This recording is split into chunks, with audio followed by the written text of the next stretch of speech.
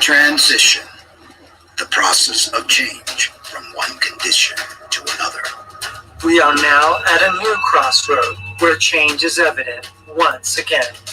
What does not serve us must transform us anew.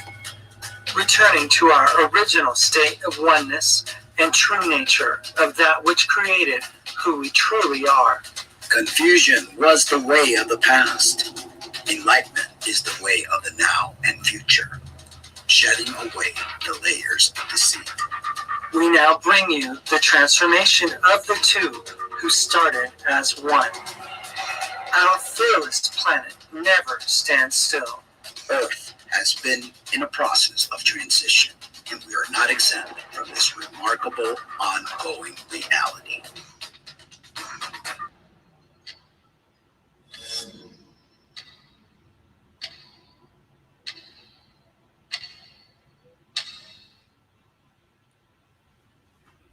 Welcome. Is it Memorex? Is it real? Consciousness and reality? I don't know. I think we're in a dream state right now. We are. Is color for real? Or is it fake? I think it's just a perception. Sky Daddy. Uh-oh.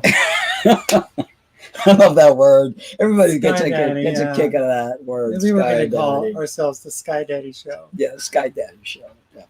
Welcome, guys. Welcome. And nice wig. Yeah. I was like, reality. You know, this is a canvas. Yes. We can paint it however we want it. However we want to play this game, we will play it. We don't have to play by other people's rules. We could play by our own rules. And I highly recommend you do that. It's rather fun. It is. Yeah. It's very fun. A lot of fun. So what did we do this weekend? Oh gosh, we did some fun stuff. Yeah. We caught a movie. Lately we've been movie buffs, right? Really cool. So we went to a movie and watched The Joker. That was an interesting movie, guys. If you're into Batman, Robin, and all that great stuff, and you want to know how the Joker became the Joker, this is the movie for you. Sadly enough, this really is a problem in the world. The way people are treated. It is. It based, really is. Yeah, and you know, we label people. We've been labeled with mental conditions. Yeah. I think that whatever. But how people are treated makes a world of difference on how they are going to behave as an adult. That's very true. And, you know, they're a product of, you know, who knew the Joker was a product of his, you know, mother's abusive behaviors and the fact that she was psychotic herself and she was dealing with all kinds of issues and things. And physically and verbally abused him, you know, and the woman was not well at all and carried through, and he was beat up and just, he was generally a nice guy. Yeah, he was working with kids and everything. Yeah. And he was being set up by other people, and you kind of like felt sorry. Yeah. You feel sorry for a person like that just really had the raw deal handed to him. And we see a lot of that in this world. People, you know, being dealt a raw deal, and they're a byproduct of their upbringing, of the traumas, you know. But what's important is to be able to take ownership of your problems, of your life events, and try to change, and try to see a glass half full instead of half empty, you know.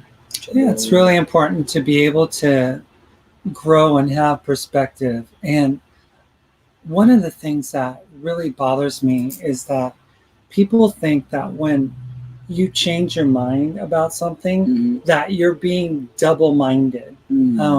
There's, you know, a belief out there. I won't really say what belief system it is, but it's a belief that, you know, a double-minded person is unstable in all their ways, you know, and double-minded is really given a bad rap because there are things that you do in order to come to a place in your life where you understand things differently, right? Where you can really like look at a certain situation that you were in and another one over there and compare them after you've been through both situations and you're gonna choose which one's better, right? And You're gonna look at what was good in this one, what was good in that one, throw away the bad, keep the good, and grow. it's like a workout routine, right? You could try something out for a month or two, and it's not quite working for you because your muscle leveraging is different from the average Joe's, and you need to like tweak things up a little bit for you. And until you find that right recipe that you need, you're going to change your mind a lot. Oh yeah. And people have a hard time with that. People want you to like, and it's really funny because you get people that say, well, Mark, you've helped me a lot when the trans thing, and then either way, and it's like, look, if my wishy-washy back and forth being helps you, and it's helped people in whatever camp you fall under, because I've pissed everybody off in all the different camps, then by all means, I'm doing what I'm supposed to be doing, and at the same time, I'm growing as a human being. And I think it's awesome. I want to share some of these pictures of our food. That's another thing that people are getting all pissed off about, is the fact that we're no longer vegan. Yeah. It's They're crazy. not happy with the vegan, leaving vegan behind. They're not. And it's really sad that people feel that way. Let's see if this is going to come out in color. If it's not going to come out in color, It is. It should come out in color. Let's see here. This is what we had today. Yummy. It's like a patty. Let's see. It's in color.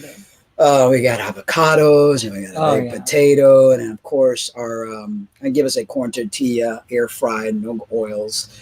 Our salad, I make homemade salad dressing with no fat Greek yogurt, and I add garlic and it's so tasty. Just like really, really good stuff, and it's healthy. Potato, really avocado healthy. in it. That's all 1/2 avocado. Yeah. So I think it's like 14 grams of fat and it's half of avocado, right? Really healthy stuff there. Let's see here. What else do we got? Gosh, my face is really filling in. Not even a month. Yeah. And the face is really filling in. And that's, a good thing. I'm planning to get to 160 pounds. Folks, have you ever seen anything as beautiful as this? This is where we live. It's beautiful. That's Portland. That's Portland right there. Yep. Beautiful Shot place. right through some beautiful fall leaves. Yeah. Framing the downtown area. Yeah. Beautiful. I think is that like a mountain? Mount something. Yeah. Mount Hood? Yeah. I think so. Wow. Beautiful stuff. Gorgeous. Beautiful. And let's see what else we got. I'm not a fan of salmon. I preferred tuna, but it was good. I made it with some wheat pasta. And of course, a regular avocado, and because we have avocado mostly every day, that's usually where we get our fat, our healthy fat. Yeah, I'm downing at least. What is it? How do you bring this down? 2,800. Yesterday I went 3,000 and change. That's crazy stuff. What else we got? This is the food we went out to eat Saturday night. Yep, and believe it or not, it's really hard to go out and eat something that's going to be macro healthy. Yeah. First of all, we got that baked potato, and it was like doused with 2 globs of like butter and sour cream. Yeah. It was like we had to pick up the whole thing and place it on a napkin, and all of its greasiness and oiliness. And already, of course, had been contaminated. And, and then you've got the garlic bread with all sorts of stuff. So when you go out to eat, you're risking, you're not going to get perfection of what you strive for. Because I truly believe, and I know people are of a different mindset that, you're entitled to a cheat meal and you should be able to. There's a tuna. This is my favorite fish. Tuna with a grilled zucchini and, the baked potato. But people are in the mind frame that you should be able to eat what you want, once a week at least. And, it's like the body doesn't know anything about consistency. Seriously, folks. You put something in your body that's not going to allow your body to react optimally. You're going to feel it in the gym the next day. And little by little, as you give yourself these permissions, it's like in Spanish, we have the saying, say, you get a finger and you take the whole hand, so they'll coge la mano completa. And that's how human beings react. Unfortunately, that is our MO. And those of you that don't believe that, just give yourself a little bit more leeway in a plan that you're following, and you're going to see how quickly you're going to fall off the wagon. That's when people don't diet very well. Right. Because they are strict, and then they're like, oh, they get tired of it, and then they start, well, I'm just going to have a little bit of this and a little bit of that. Before you know it, you're back to your old eating habits. Right. I mean, it's what happens. And that's the thing, you know, when you do want to make changes, you look towards making like complete lifestyle decisions. Yes. You know, you're not just making a dietary, you know, decision to just eat better. Right. I mean, you're like wanting to make your body the best thing that it can be for you. Exactly. And let's say hello to everyone who's joining us. Yeah. Awakening Warrior joins us. Girl with No Name Spooner is here, and Freedom Grower is here as well. Let's see. Nice here. That's totally different. It looks normal, much better than the last look. From the last. Yes, definitely. But this is just because it's Halloween, and you know, I do eventually want to get myself a hair system where they go in and they, you know, it's like professionally done, and it stays on, and you can bathe with it and swim with it and all that stuff eventually. And Girl with No Name Spooner says, truly be you, authentic self. Thank you. Authentic. Oh, yeah. Awakening Warrior says, yum. Good stuff, huh? And Girl with No Name Spooner says, we are what we are, period. We are loving energy. We just forgot. Yep, that is very true. And Freedom Grower says, to your friends, I just ordered a bunch of tuna and salmon. There you Serious go. Synchronicity. There you go. And Girl with No Name Spooner says, evening, Margalina. It's cold here in Tacoma as well. It's like the kind of cold, you know, and it's not super cold. I think it was like 50-something degrees, but there's just something about the cold here in Portland. I don't know. It's because I didn't have tea since January, and I just started, so my blood's really thinned out, but it feels super colder. Cold. Yeah. Yeah. We had a stiff wind blowing, so it knocked a bunch of things down. Some trees got knocked down. Power lines got knocked down. Yeah, thankfully not here, but we had a little scare last night though, because our power went out. Yeah. After we had both heaters on, we had the microwave on, we had the air fryer on. Air fryer? Yeah, I had the hair fryer on. And so and it sounded like, uh-oh. Yeah. But we figured it out. And Girl with No Name Spooner says, man, say, Mark, I love the natural hair look. Not saying the blonde is not good. This is not, you know, this is just a Halloween thing. And Freedom Grower says, I have had multiple healing crises and have really had to listen to my body to figure out what will work. And it's so important. You got to listen to your body. That's the name of the game. You know, you can't feel like, you know, food is going to solve our woes. You know, how people eat when they're happy, when they're sad, when they're angry.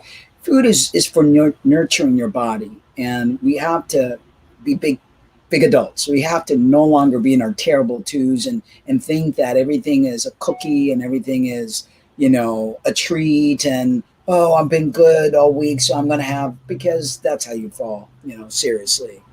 And Awakening Warrior says, it's freezing. Yeah, it's cold.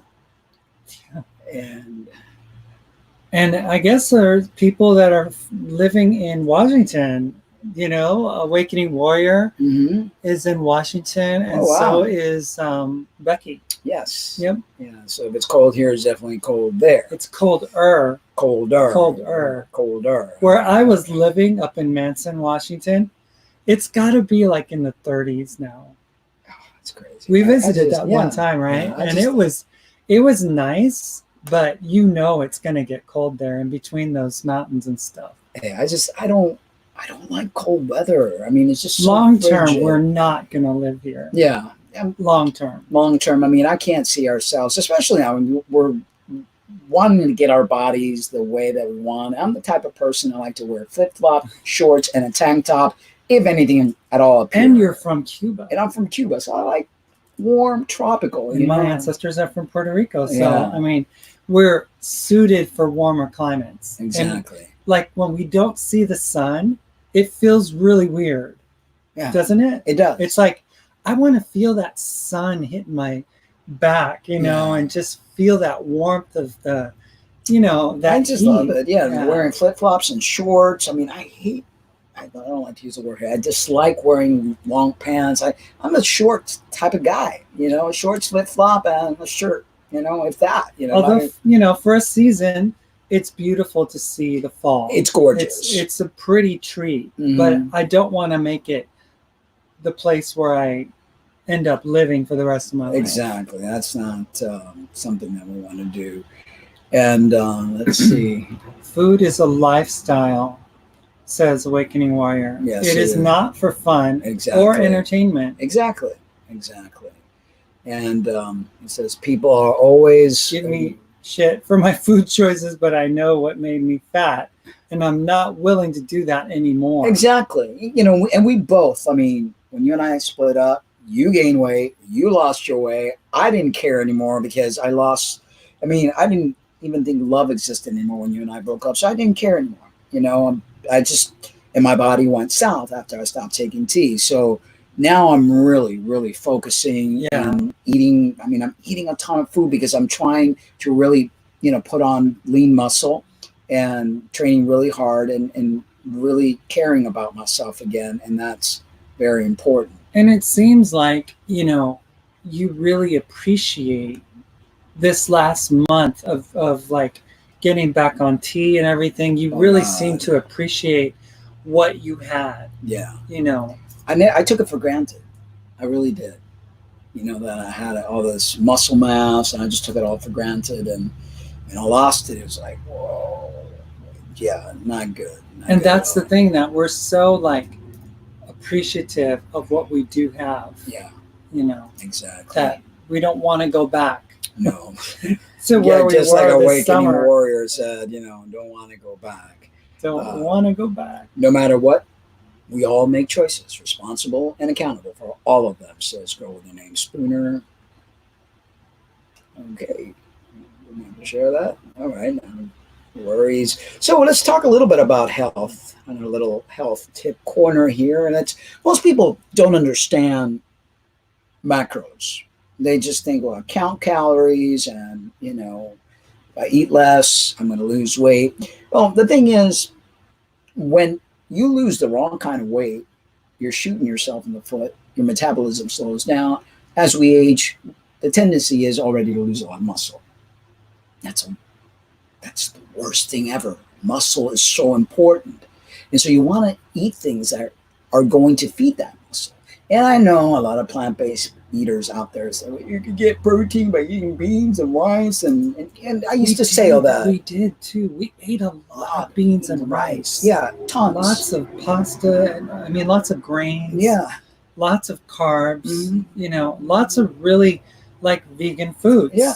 You know, we had our share of temp and tofu and all of the proteins that, you know, they say is a good source. Yeah. You know, because they always say, oh, the cow, the chicken is like a third person choice. Yeah. You know, it's like a middleman because the protein is really in the grass. You know, and it's like we're not cows. Well, the iron's not there, and we're not cows. No, okay? we're not. We're not. I mean, if you go we out don't there have two stomachs. Yeah. So I mean, it's people may say whatever they want to say, and you're entitled, you know, to eat what you want. It's your tummy, your life.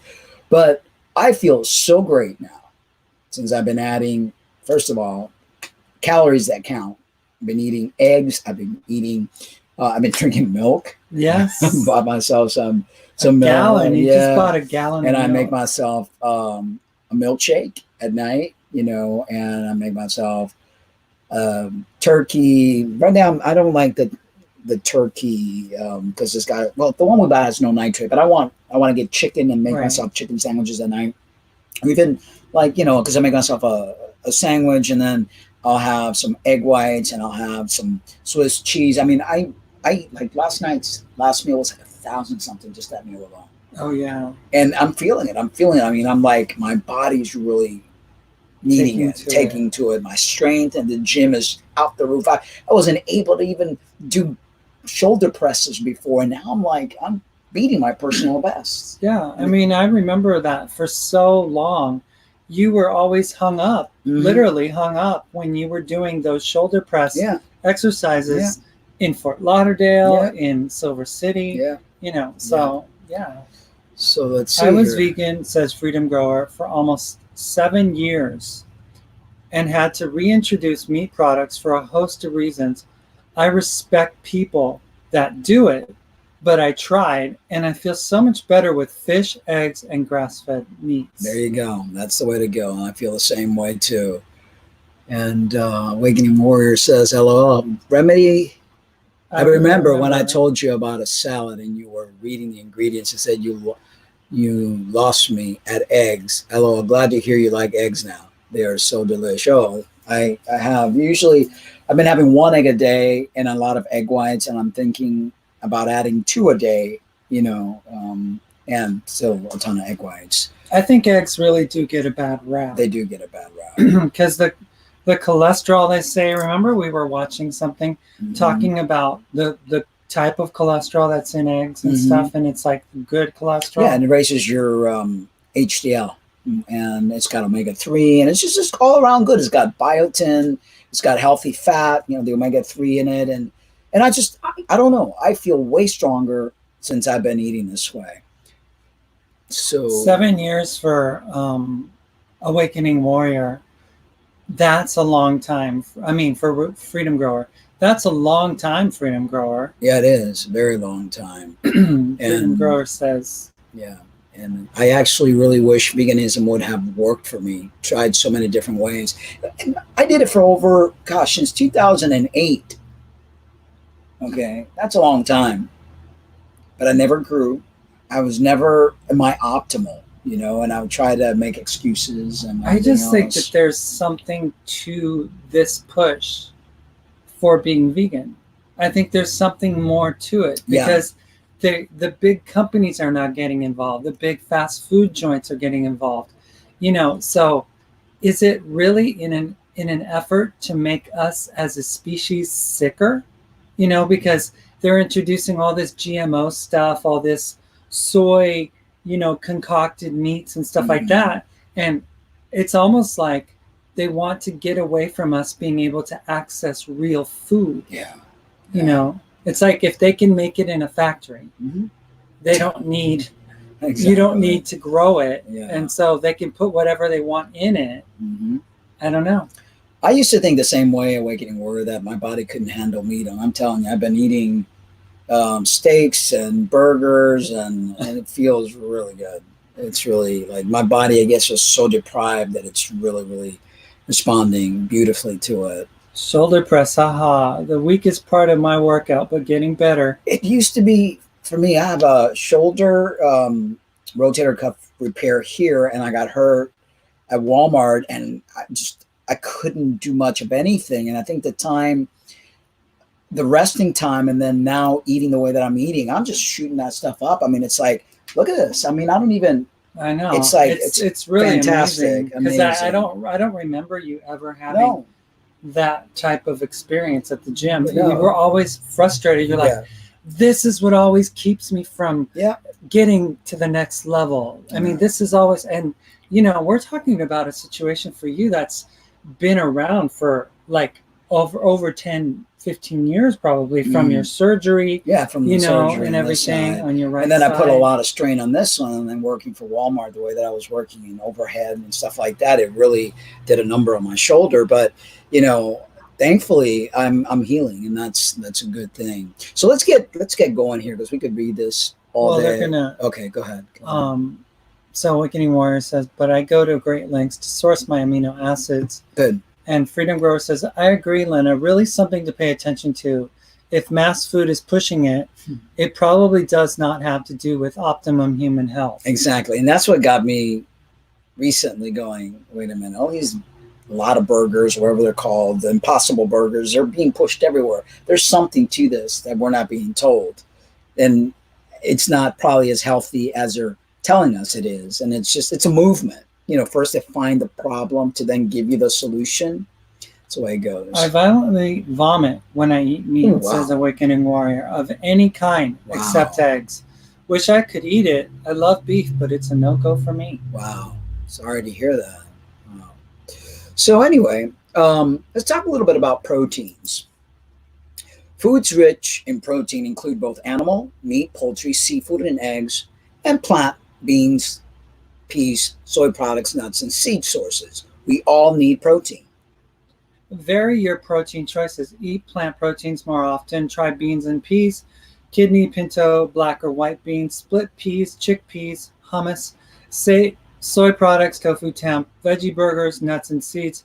They're naturally low in saturated fat and high in fiber. But one of the things that we wanted to say was that those sources of protein are not complete. They're not. And they are loaded with oils because they put all sorts of stuff into those veggie burgers, loaded with sodium. Oils, yeah, canola oils. I mean, it's just, it's okay, like crazy. It's okay, if you are, and that's what you need to do and you want to do. I did it for years. I'm not going to poo-poo on it. I'm not going to talk bad about it. It helped me when I needed it, but there's seasons in life. And right now I'm in a season where I need my animal protein. And I know many of you who are vegans out there are going to disagree. Sorry, this is me. You're you. We all get to eat what we want, thankfully.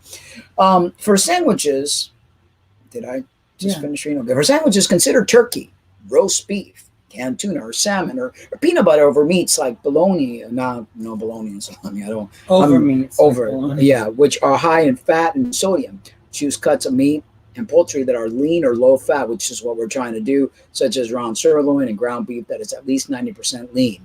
Remove skin from poultry, cook using methods that do not add extra fat, such as grilling, broiling, roasting, or baking. Avoid breading, which adds calories. Cooking lean meats in a slow cooker will make them more tender. Mm-hmm. Consider seafood in place of meat once or twice a week. Don't be afraid to include eggs in your menu planning. Only the egg yolk contains cholesterol and saturated fat, so egg whites are a healthy choice. And like I said, I used to fear eggs. I'm not going to fear eggs. I think you drink plenty of water, you eat your vegetables, you combine your foods correctly, you ain't going to have any problems. I think the problem lies when you fry those eggs in oils and things of that nature that you're going to find. Well, think about it. People typically eat eggs with ham and bacon and all these different processed fried hash browns and all this oil everywhere. I remember my mom wouldn't make an egg unless she put a pat of butter on the skillet that would cook with the egg. Yeah. So that's what's hurting you. It's not the egg. It's the cooking method of that egg. Check the nutrition label for sneaky sodium. Salt is added to many canned foods, including beans. Many processed meats, such as ham, hot dogs, and sausages, are high in sodium. Some fresh chicken, turkey, and pork are brined in a salt sodium for flavor and tenderness. It's another thing I used to be really afraid of, salt. And I'm finding myself feeling really good. Even my blood pressure, because I test my blood pressure in the morning and in the evening, taking 2 hawthorn berry pills a day. My blood pressure is golden. Yeah, it's really good. I've been doing a lot of the sodium, but I've been drinking a lot of water. I think it's the mind, frame of mind. I don't know. I think so. We're in a great place right now. We are. Your body uses carbohydrates, carbs, to make glucose, which is the body's main source of fuel. Your body can use glucose immediately, or if not needed, store it in your liver and muscles until it is needed. Any glucose your body does not use for fuel is converted to fat and stored in the adipose tissue. Okay, so we're talking right now of carbohydrates. We finished protein. Protein has a very important, I believe protein helps you heal, helps the body. And I think that's probably one of the reasons why my shoulder's doing better, because you need to provide your body with nutrients that it could use for healing and for certain things. Carbs are your energy source. Right. Protein helps the body heal, it helps the muscle grow. That's why when you go to the gym, you're tearing down your muscle. It's regrowing by the amount of protein, the amino acids that you're putting in. So carbohydrates are found in fruits, vegetables, bread, cereals, and other grains, milk and milk products, and foods containing added sugars, like cookie cakes and sugar-sweetened beverages. Grains include wheat, oats, corn, barley, millet, amaranth, buckwheat, quinoa, and others. Healthier carbohydrates include ones that provide dietary fiber and whole grains, as well as those without added sugars. It is recommended that you choose fiber-rich carbohydrates choices from the vegetable, fruit, and grain groups and avoid added sugars. At least half of your daily grain choices should be whole grains. Carbs that contain large amounts of refined white flour and sugar are high in calories and offer little or no nutritional value. Be aware that some of these foods also contain saturated trans fats and sodium, not heart healthy. And that seems to be the problem. When you're combining certain foods and you're looking at trans fats and you're looking at sodium, you're looking at a high amount of oils, that's where you get yourself into trouble. Examples of these foods are sugary snacks, pastries, sugar sweeteners, sweetened soft drinks, and candy, cookies, and greasy chips. That was your thing, chips. Yeah, cut back on foods that contain the following ingredients: Sucrose, brown sugar, raw sugar, high fructose corn syrup, dextrose, glucose, fructose, maltose, malt sugar, syrup, honey, and fats. Oat honey. Yeah. So one of the things though that we were talking about was like people think like if they have fruit with a burger or something like that, like a greasy, oily burger and a French fries, and then they get their kid like a bunch of apple slices, that it's supposedly supposed to be the healthier choice. But as we've learned, sugar is sugar, right? I mean, I know that, sugar from a candy bar is not the same as an apple, right? But it's still processed in the body as sugar. And then the combination, which is where people get themselves into trouble. They eat this really heavy laden, fat-filled meal, and then they have fruit for dessert.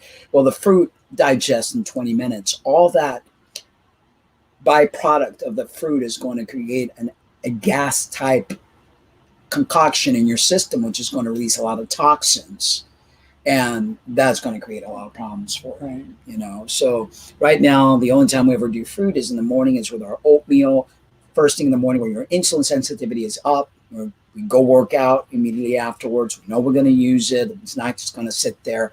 And I have a banana every night, and that's because bananas help you put on weight. I'm trying to gain 30 to 40 pounds of muscle. So I'm not. No, I'm like, and I'm enjoying this for the first time in my life. I get to eat with a license to eat, So then you have fats, right? Fats are an important and essential part of our diets. Right now, I think I'm doing 30% fat, 30% protein, 40% carb. That's my breakdown. You've got something totally different because, you're trying to lean out.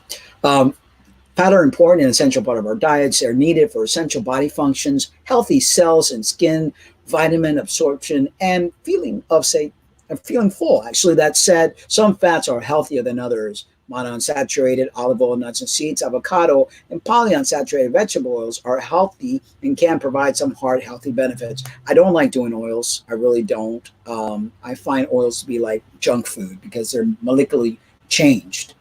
You want to eat the avocado oil, eat the avocado. You want to eat the olives, not the olive oil.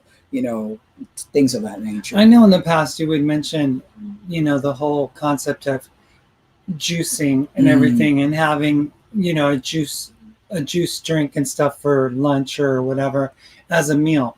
And what we've learned though is that we don't want to get our calories from drinks. No, right? No, not at all. We don't want to get, No, you want to. Eat your food. Right. Eat it really.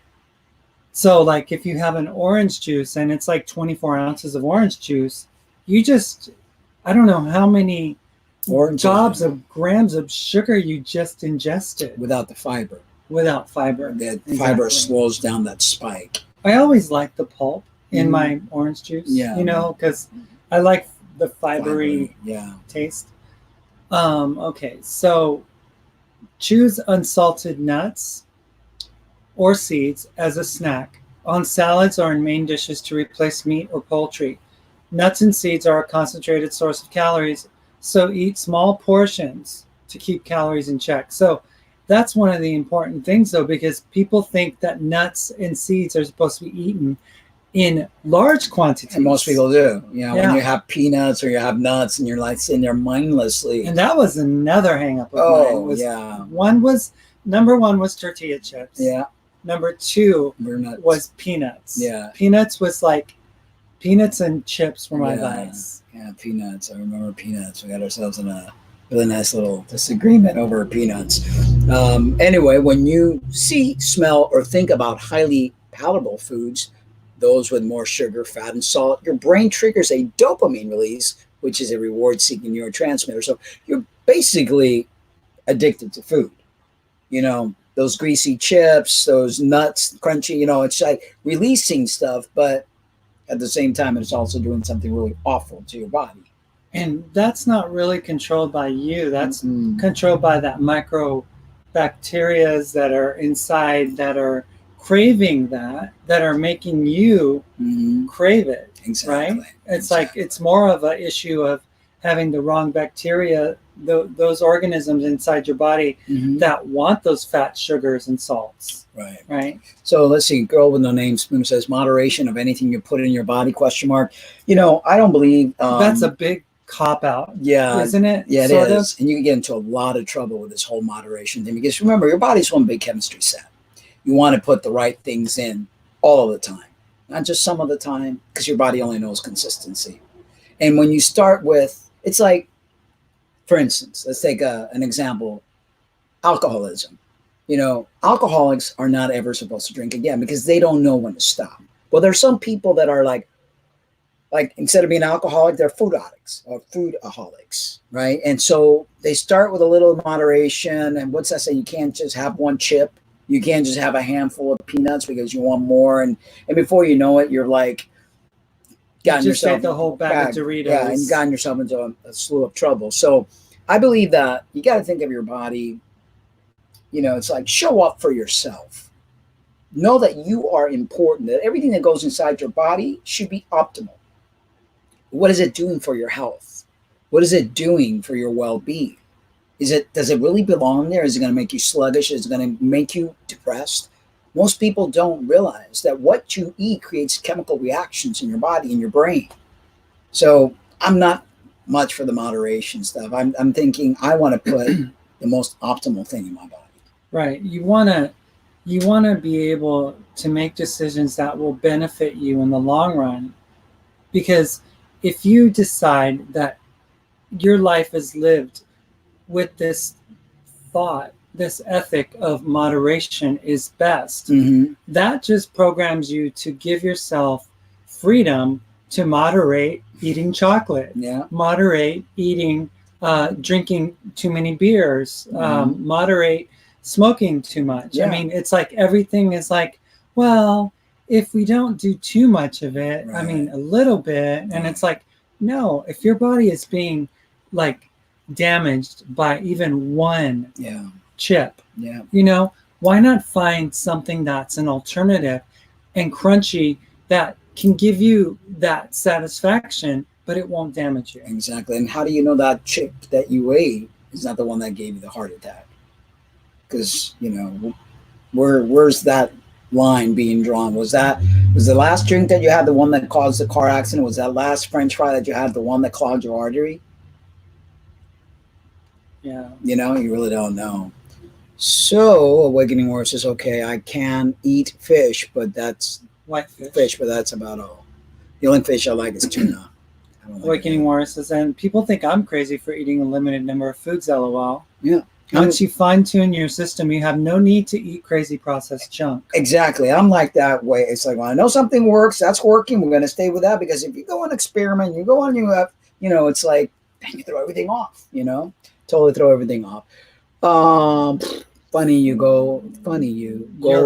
goal is to get to 160, and that's my goal to get to 160. Haha. Right now I'm weighing 131. So I got another 30 pounds to go, but of lean muscle. I want to get down to at least 5% body fat. But first you got to put on the weight and then you got to cut, you know. Oils feel disgusting in my body when they're concentrated and separated from the food, says Awakening Warrior. Exactly. Chewing your orange juice is the only way to consume. OJ. Yeah. Oh, wow. I don't. Yeah. Chewing apples. I mean, Right. chewing oranges is the only way to consume the Some orange juice. Yeah. I think one of the biggest things that has been, hoodwinked on the public is the nutritious value of a glass of Florida orange juice. I mean, we lived in Florida, and I was looking for Florida oranges. I couldn't even find it at the grocery store. They were from California. Yeah. I think they ship them away. I just don't like to do juices. You might as well. I mean, the amount of sugar in an 8-ounce glass of orange juice or apple juice or any juice is you actually have more sugar in the juice than you do in a can of soda. Coca-Cola. Wow. Yeah, it's crazy. So anyway, portions. Let's talk about portion. Think small when it comes to meat portions. Your body cannot store extra protein unless you're bodybuilding, unless you're really forcing your body to grow. Okay, so there's a difference there.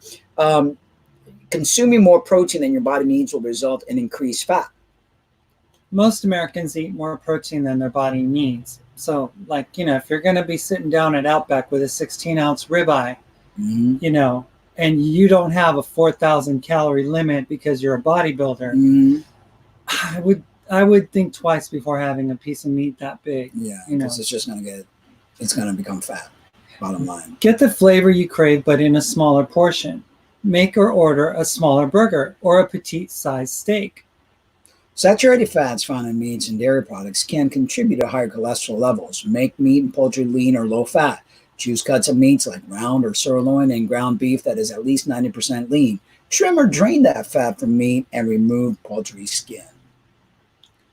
Eat slowly and mindfully. Yes. Slow eaters consume fewer calories than fast eaters. Wow, that sounds like common sense, right? It takes time for your brain to receive the message of fullness, approximately 20 minutes.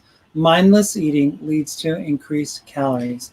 That's when people sit in front of their TV and just eat and eat. Before you know it, you ate a whole bag of popcorn or a whole bag of whatever, and then just food that you really didn't need. Well, mindless eating happens every Thanksgiving. Yeah. It happens at Christmas time. Yeah. For a week. Yeah.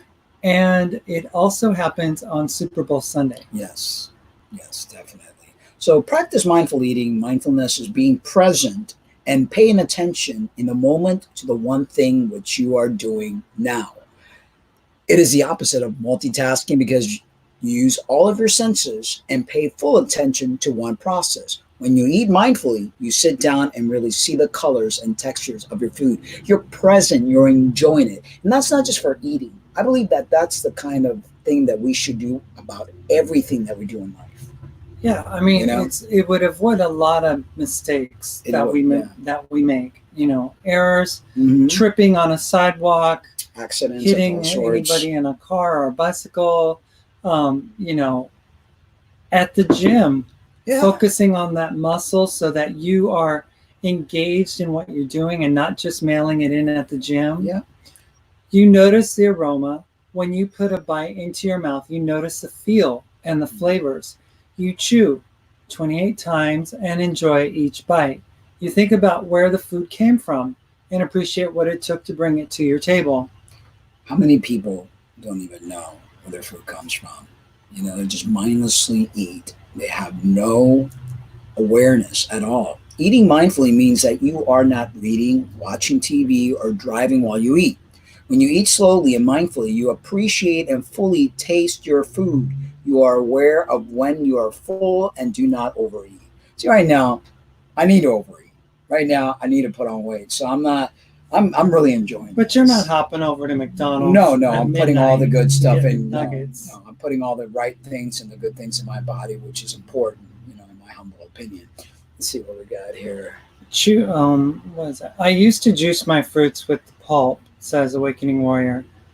Pour it into ice cube trays, freeze it, and then use those cubes in my smoothies. So I portioned it out. It was the only way to control the amount. Yeah, that's good.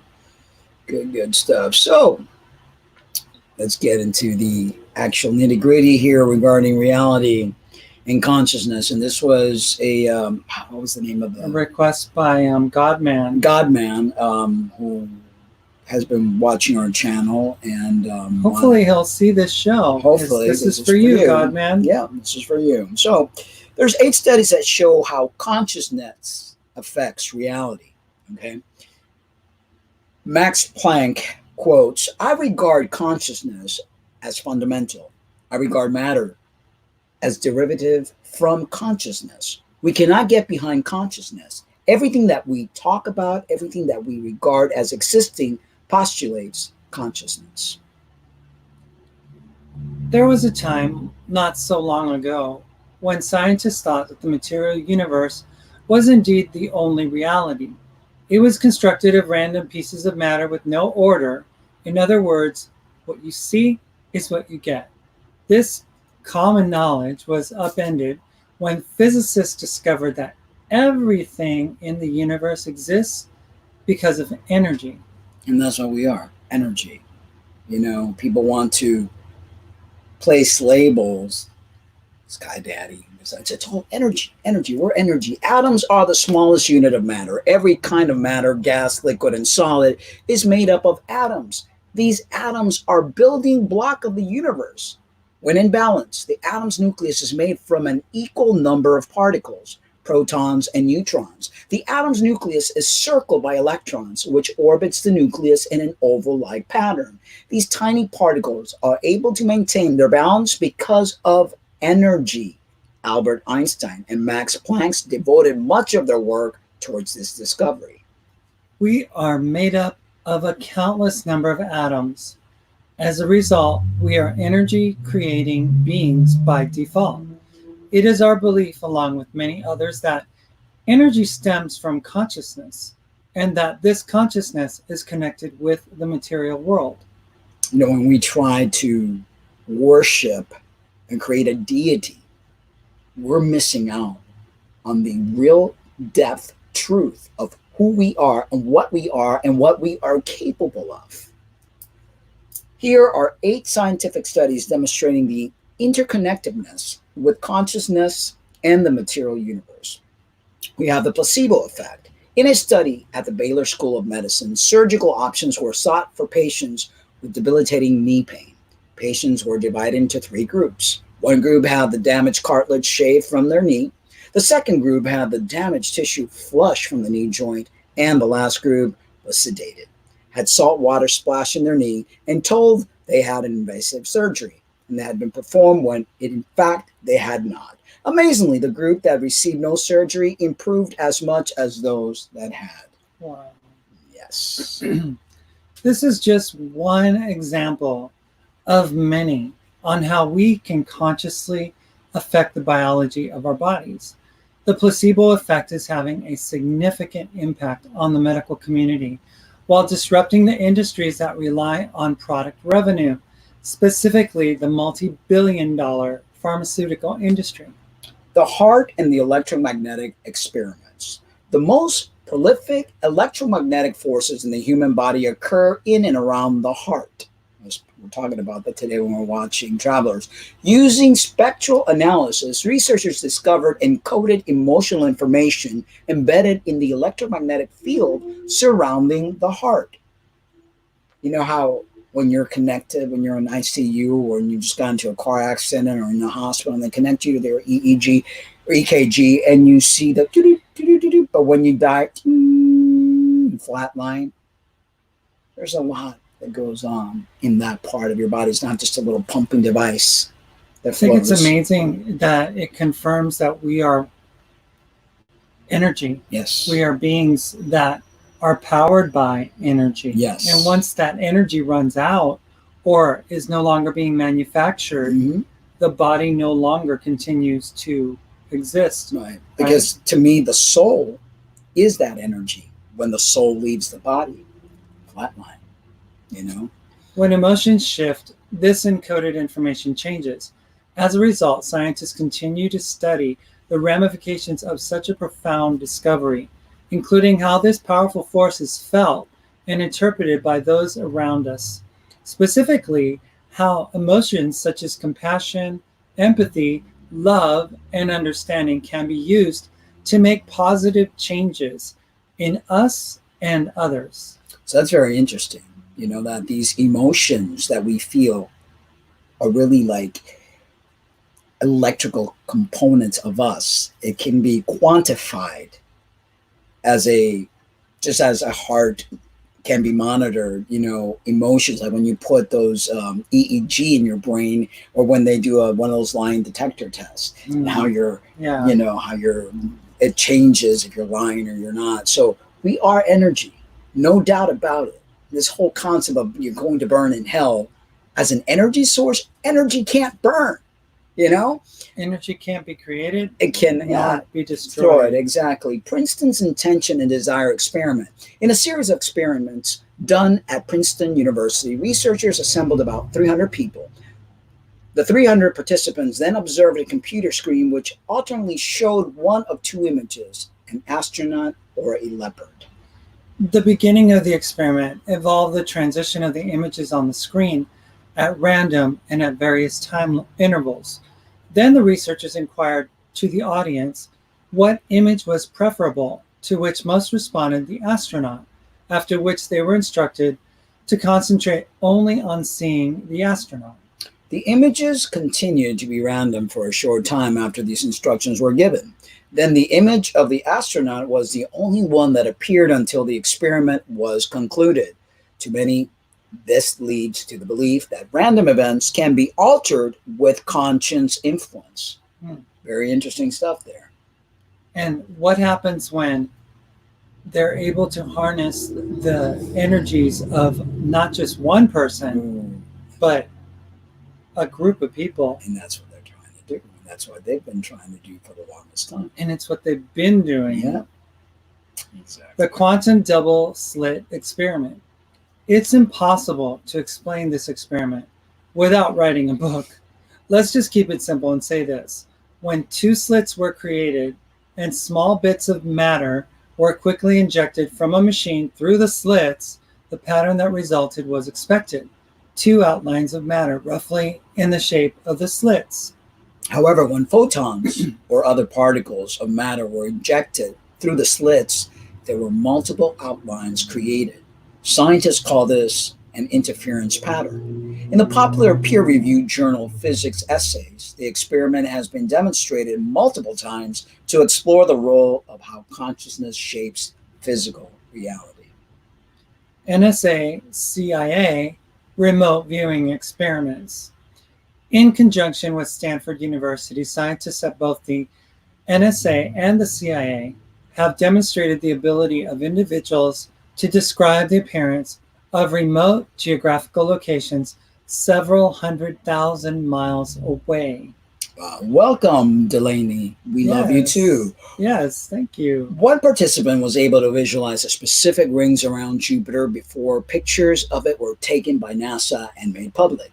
In another experiment, participants were able to see people and objects that were located in different rooms with no point of reference. Teleportation, and it's kind of like Star Trek-y. Right? Beam me up, Scotty. Yep. In a study done by the People's Republic of China, researchers documented the ability of gifted children to teleport small objects from one place to another. The study was done under blind and double-blind conditions, which yielded the same results. The findings were then published in an academic journal. The study was undertaken with the oversight of various academic institutions and the Department of Defense. Given the sensitive nature of the study, it was originally considered classified. However, various other studies and experiments have concluded that the transportation of physical objects without a bodily carrier has been known to take place. So Star Trek is not so sci-fi. Star Trek-y. One of the things that makes me think of is how all of this information that people are discovering now, because we're in a time of revealing and everything, it's been it's like Christianity went out, those that were in control and used Christianity to influence and to impose their will. They went and scoured the globe to pull away every single vestige of any evidence of anything that would remotely bring us to allow us to know what we are potentially capable of doing and what we are able to do, because, if they were told that, this doesn't exist because, it just doesn't happen. But it's not just that it doesn't happen. People don't even know that it can happen. They went in and they exchanged a belief system that makes people feel guilty and broken in exchange for taking what was what they did is they wanted to make sure that there was nothing left no but evidence, their own belief system, that there was nothing other than Christianity. And that's been their quest with the Christian Crusade, and that's been their quest to this day to promote their Sky Daddy. But don't be fooled to think that they're not using what they gleaned from these different cultures and places all around the world for their own interests and stuff. They say that the Vatican has a library and a basement and all these things, that books and writings and things and truths that we should know, but it's being kept from us. Exactly. These experiments occurred in various locations, including psychokinetic experiments. In an unclassified 2004 U.S. Air Force research project titled the Teleportation Physics Study, participants were instructed and subsequently applied psychokinetic practices. In the study, several individuals were able to bend or contort metal specimens with no physical force. These experiments occurred in various locations, including the Pentagon and the U.S. Army Intelligence and Security Command. Attendees and participants included military leaders, commanders, generals, and colonels. It was documented as causing a great deal of excitement among those present. Again, those are harnessed, abilities that maybe they pulled from different cultures.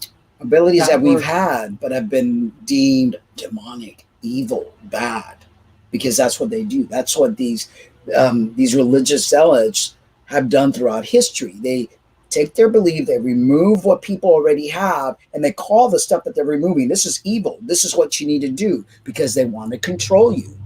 What if the shoe is on the other foot and the real barbarian was the one that came to rip away what belonged to others, what they knew and stuff. And then those people are then labeled as the barbarian. Yeah, the evil ones are the... Yeah. The evolution of human consciousness, the discovery that human beings can innately influence reality, goes back a long, long time and continues to this present moment. Siddhartha Gautama, commonly referred to as the Buddha, continually taught that our thinking and our consciousness creates reality. Many of his teachings, especially on mindfulness and meditation, have been confirmed again and again by the scientific community. For example, Buddha's teaching that our thinking alters our physical being has been confirmed. Scientists have repeatedly demonstrated that mindfulness significantly alters the physiology of the brain. Exactly. Now consider the Buddha lived over 2,500 years ago, approximately 500 years before Christ. Yet he had his innate knowledge that put him years ahead of his time. It can be argued that his teachings are ahead of our time. The brilliant Max Planck quote that precedes this article is very to how Buddha describes consciousness and manifestation of thoughts. What we are today comes from our thoughts of yesterday, and our present thoughts build our life of tomorrow. Our life is the creation of our mind. So that is pretty immensely incredible. And, we've been duped as society by these dogma, by these religious beliefs, making us feel like that we have no capacity or capabilities of doing anything but being little servants. You are incredibly powerful. You don't need to bow your knees to anyone. You need to go within and you need to release that ability that you have, that all of us have, and stop giving your powers away. So, the strange link between the human mind and quantum physics. This article was written by Philip Ball. He quotes, "I cannot define the problem or the real problem. Therefore, I suspect there's no real problem, but I'm not sure there's no real problem." The American physicist Richard Feynman said that this is about the notorious puzzles and paradoxes of quantum mechanics, the theory physicists use to describe the tiniest objects in the universe. But he might as well have been talking about the equally knotty problem of consciousness. Some scientists think we already understand what consciousness is, or that it is a mere illusion, but many others feel we have not grasped where consciousness comes from at all. The perennial puzzle of consciousness has even led some researchers to invoke quantum physics to explain it. That notion has always been met with skepticism, which is not surprising. It does not sound wise to explain one mystery with another, but such ideas are not obviously absurd, and neither are they arbitrary. For one thing, the mind seemed, to the great discomfort of physicists, to force its way into early quantum theory. Once more, quantum computers are predicted to be capable of accomplishing things ordinary computers cannot, which reminds us how our brains can achieve things that are still beyond artificial intelligence. Quantum consciousness is widely derided as mystical woe, but it's just will not go away. One of the things that I comes to mind is that there was a great hockey player back in the day. His name was Wayne Gretzky, and he was known to be able to envision where the puck was going to be and where he was going to be to get the goal and stuff. So it's like he recreated his own like movement before he even did it, and then he would emulate that movement, and the puck would magically be where he had envisioned it, because he was in control, Of course. of making things happen. And I think that there's certain people, you know, sports stars and things. I think, you know, what was it? I think it was the coach of the Bulls. His name was Phil Jackson, I think. And that was the great Michael Jordan team and all that back in the 80s and 90s and whatnot. And those teams actually used a lot of Buddhism in their team meetings to visualize, to mindfully, you know, place themselves in situations so that when they came into a situation where they were in a game, they were applying these principles, and the other team was like left in the dust because they couldn't understand how that was being accomplished. Or they were Christians and they would pray that God would help them win the game. Yeah. You know? Quantum mechanics is the best theory we have for describing the world at the nuts and bolts of level of atoms and subatomic particles.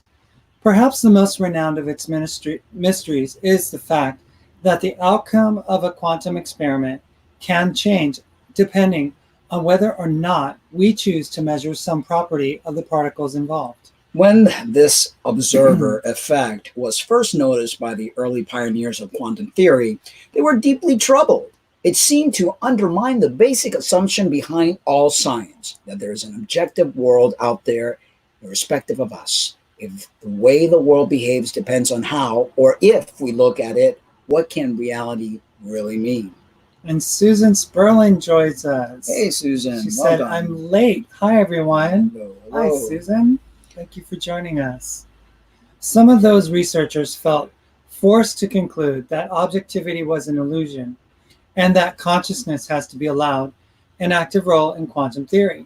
To others, that did not make sense. Surely Albert Einstein once complained, the moon does not exist only when we look at it. Today, some physicists suspect that whether or not consciousness influences quantum mechanics, it might be in fact arise because of it. They think that quantum theory might be needed to fully understand how the brain works. Might it be that just as quantum objects can apparently be in two places at once, So a quantum brain can hold on to two mutually exclusive ideas at the same time? These ideas are speculative, and it may turn out that quantum physics has no fundamental role either for or in the working of the mind. But if nothing else, these possibilities show just how strangely quantum theory forces us to think.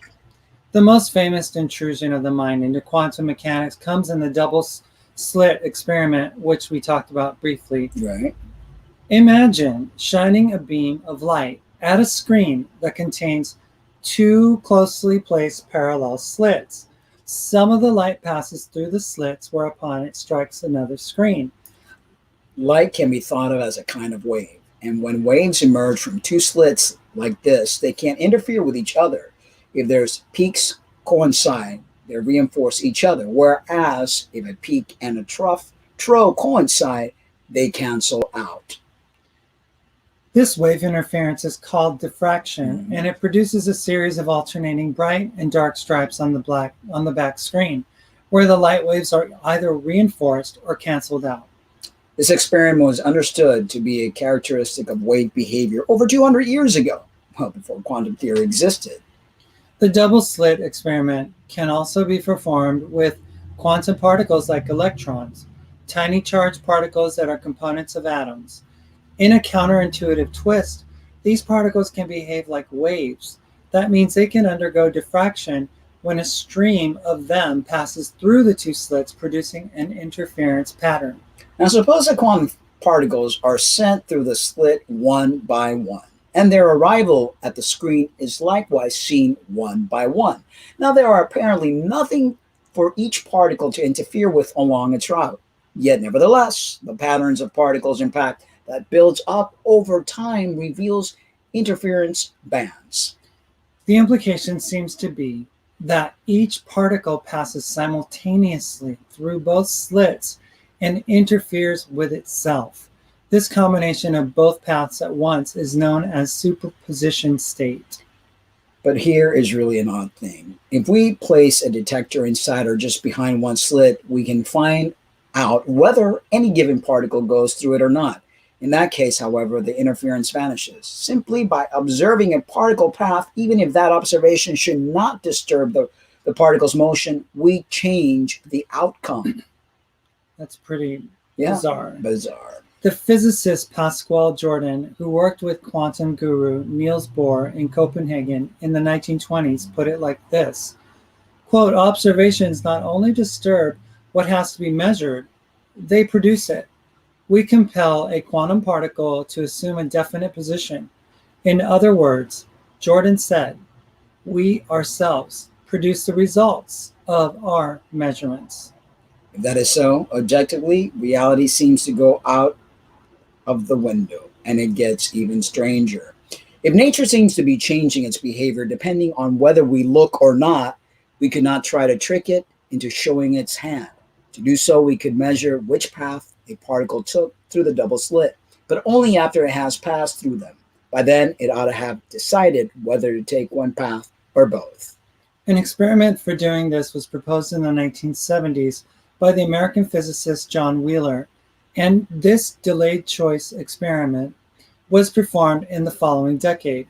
It uses clever techniques to make measurements on the paths of quantum particles, generally particles of light, called photons, after they should have chosen whether to take one path or a superposition of two. It turns out that, just as Bohr confidently predicted, it makes no difference whether we delay the measurement or not. As long as we measure the photon's path before its arrival at a detector is finally registered, we lose all interference. It is as if nature knows, not just if we are looking, but if we're planning to look. Whenever in these experiments we discover the path of a quantum particle, its cloud of possible routes collapses, quote unquote, into a single well-defined state. What's more, the delayed choice experiment implies that the sheer act of noticing, rather than any physical disturbance caused by measuring, can cause the collapse. But does this mean that the true collapses only happen when the result of a measurement impinges on our consciousness? This really brings us to understanding everything that we see in the world. Are we creating it? Mhm. You know, are we the ones that are creating all the disasters, are creating the devil and the God and everything that we are seeing play in the stage we call life, you know?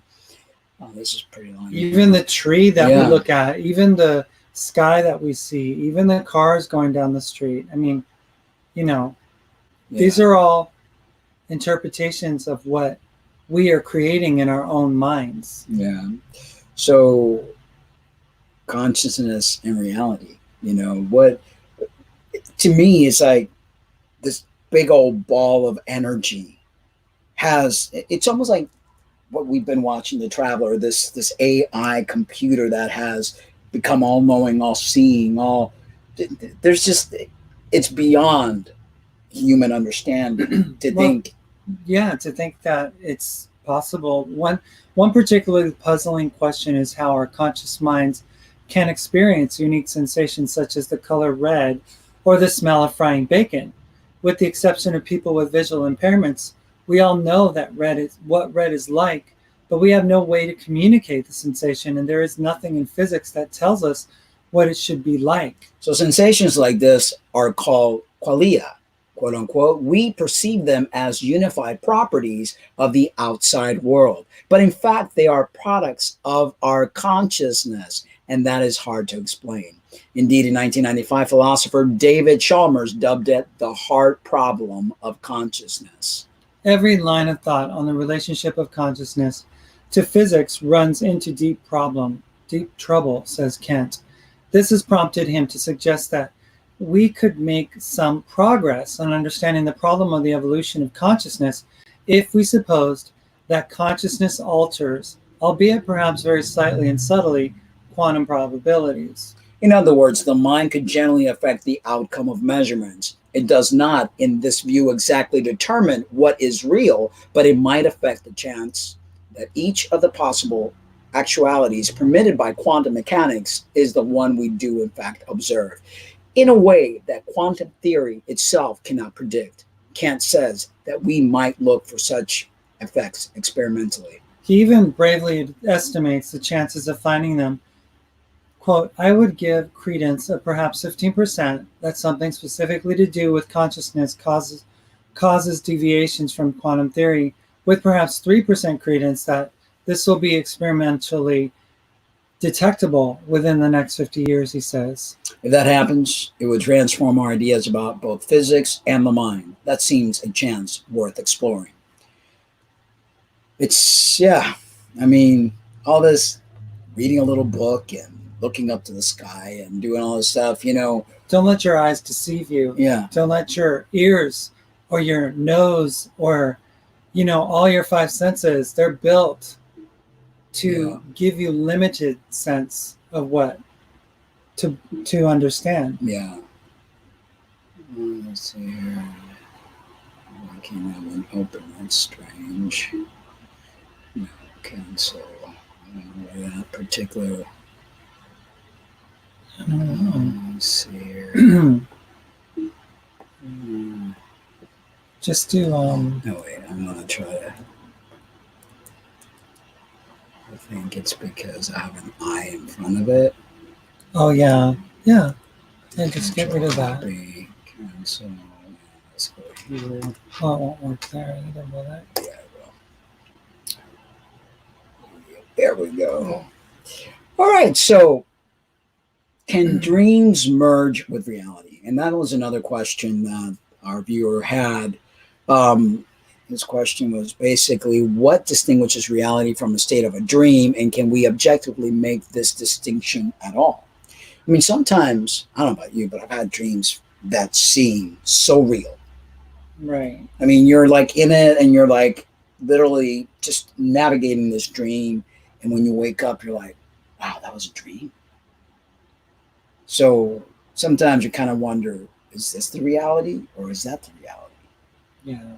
I remember watching the first Hunger Games where the kids were put in a situation where they were on a table and their conscience was taken to a place in their dream state, Mm-hmm. and they were being tested and stuff, and they were constantly like failing Mm-hmm. until they realized that they were in a dream Mm-hmm. and that they had the power to get out of it. Yeah, that's called oh God, there's a name for that kind of dreaming. Lucid. Dreaming, and you teach yourself how to have fun in that dream state, Right. instead of like being all fearful and stuff like that. Well, I found this pretty interesting from Quora. Can dreams merge with reality? There's a guy named Dan Rosenberg who says, I've been recording my dreams every night for years. I'm an avid dreamer. And I don't know with you, like when you dream, if you don't like sit there, I like to like almost like play it in my head first thing when I wake up in the morning, just lay in bed and play my dreams if I can remember them. Because then if you don't do that, or if you don't write them down, Yeah, you they're don't gone. remember. You don't remember them at all. So in a shamanic culture throughout the world, there is this idea that we dream the world into existence. I've always been like, whenever I dream about breaking up with somebody, it always happens. I'm like, no, because it's like sometimes your dreams tell you what's taking place before you. This may seem like overly mystical wishful thinking, but it is actually quite true. Expand it. Mhm. It's through our dreams that we create our reality. Many of our greatest inventors regard their dreams as their sources of inspiration. Einstein used to deprive himself of sleep for days, then sit on an armchair with a handful of ball bearings. When he would fall asleep, he'd drop the bearings to the floor. This would jolt him awake, and he would write down whatever it was that was in his mind at that moment. That's a great way of doing it, because I mean, sometimes you fall asleep and it seems like you've been sleeping forever, and it's only a few seconds or minutes, and you've dreamt a ton of stuff during that time. Many great composers have awoken from a dream to write full symphonies that they first heard in their dreams. Humanity has sent probes into space because we dreamt of a day that we would. I don't know how malleable reality is. In dreams, I've turned my body into rubber, passed through solid objects, and frozen objects in time with a simple act of will. I've tried the same thing in my waking life to no avail. That being said, many of my dreams have manifested in the physical world without my conscious intention. I write in my dream journal every night. I end up with an average of 2 full pages of dreams every night. This is a fun and intriguing practice in its own right. But the real magic happens when I go back and read previous entries, reading about dreams I've long forgotten. What I found, much to my own amazement, is that many of my dreams manifested in the physical world weeks or months after I dreamt of them. Having forgotten my dreams, I usually wouldn't notice such things, but the correspondence is quite astounding when I look back at them. Scientifically speaking, we know very little about dreams. Many analytical-minded people will be all too thrilled to tell you that dreams are just random images that flash through your mind at night. They will always say that there's nothing particularly special about them. There is no scientific proof for this assertion, though. Ask indigenous tribes, on the other hand, and they will tell you that it is through dreams that reality is born. They will tell you that they use their dreams as a constant source of guidance, oftentimes relying on prophecies they receive while dreaming. The truth is, we don't fully understand how our dreams interact with our waking lives, but it would seem that the relationship is far more interesting than we've traditionally believed in Western culture. I imagine we will discover much more about this relationship in the coming years. Perhaps you will discover something that will enlighten us all. Maybe you've dreamt of this already. Exciting times to live in. Keep exploring, my fellow lucid dreamers. You know, one of the things I've never really, in my dream, I've seen me. I think a couple of times I've dreamt looking in a mirror, and it's always but like when you dream of the things outside of you, other people, but not really of self. Have you like made that correlation? Because I know, like, it's like I see other people. It's like I'm in my dream, I'm looking through my eyes, but never actually see me. Several occasions, it's been like I've looked in the mirror to try to see my reflection, but it's never. So it's really like an interesting thing. I wonder if anyone else has had that. If you have, please, guys, leave your comment down below or here in chat. Do you actually see yourself in the dream, or are you an observer? So here we have. Let's see. Okay, so I'm going to go with a few of these only, and then we'll go into your article. Is this the same thing? Okay. Yeah, it is. All right. So this guy named Edward Trujillo, sounds Latin, co-author of a book called The Secret War. What you feel in a dream is your memory. What you see in your dream is also your memory. If nerves are affected in a dream, then residual feelings from being activated can occur.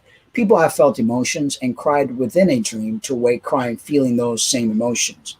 I've had that many of times. If you ask me, are they connected? I would answer yes, because they're using your memories. Data has been collected by your senses: touch, taste, smell, vision, and auditory. Memories are collected from the external world, and the data is recorded. Those same memories are played internally and can fabricate and duplicate any sense that's been recorded.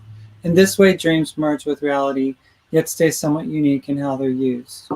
It's like if it was just a collection of the way this guy is Yeah. saying, what would be the purpose of us dreaming? Yeah, You just know, to remember. Just, what's the purpose of it? If it's not actually, I believe it's a connection between other worlds and our world, or other parallel universe, or us in a higher state trying to communicate with us. Why would we not remember? What makes us forget our dreams?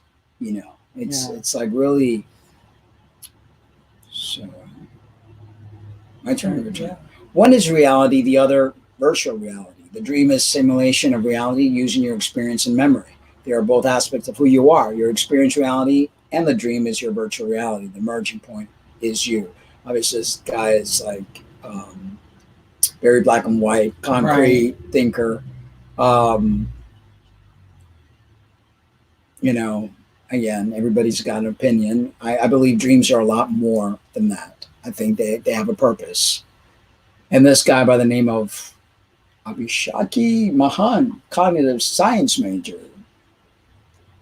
Yeah, he says the same thing as the other guy. Yeah. That he believes it's just your brain or something. It's like, I have to disagree. I think that there's a lot more to it. I think the indigenous people are onto the right thing. You know, that there are visions given in dreams. There are truths given in dreams. There are revelations given from your inner self in dreams. Right. Definitely. Let's see here. Oh. Seems to be a little touchy. I can just hear. Let's see if it's not as touchy. Oh. No, it's just here. Okay. Oops. Let's see here. Bear with us. I'm trying to.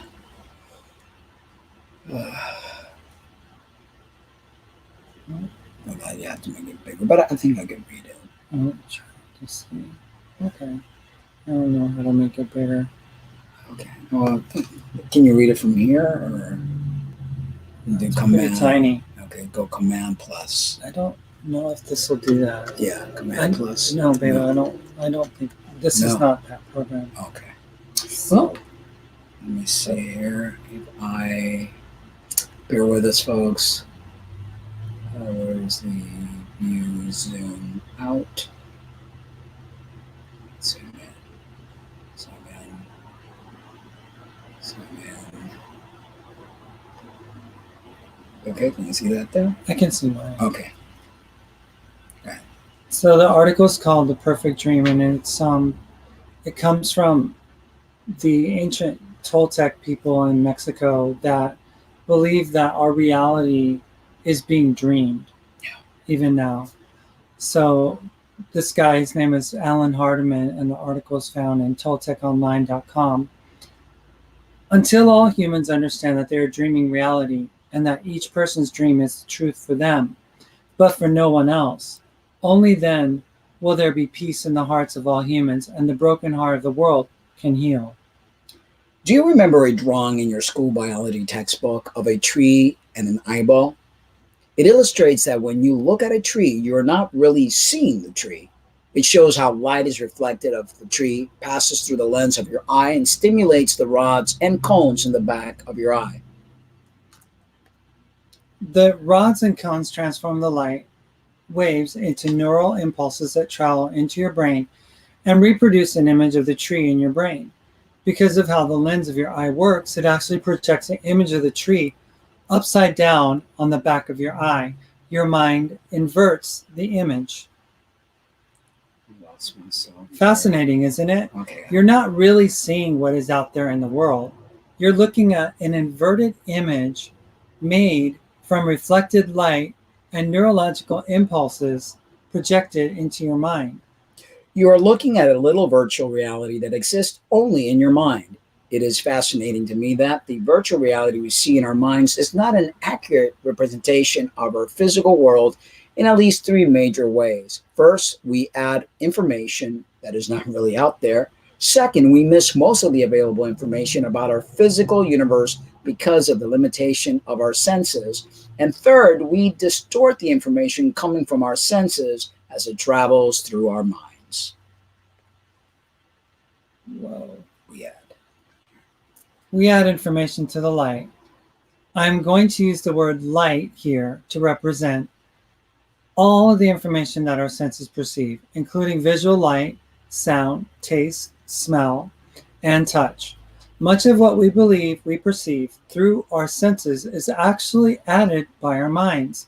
Colors, sounds, tastes, smells, and other sensory information we imagine we perceive do not actually exist in creation.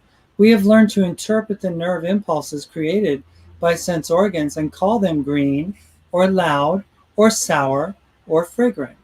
Most of us agree about these interpretations, so we do not stop to question them. The reality is there are no colors until we see them with our mind. There are no sounds or tastes or smells until our mind creates them in its virtual reality. We miss information in the light.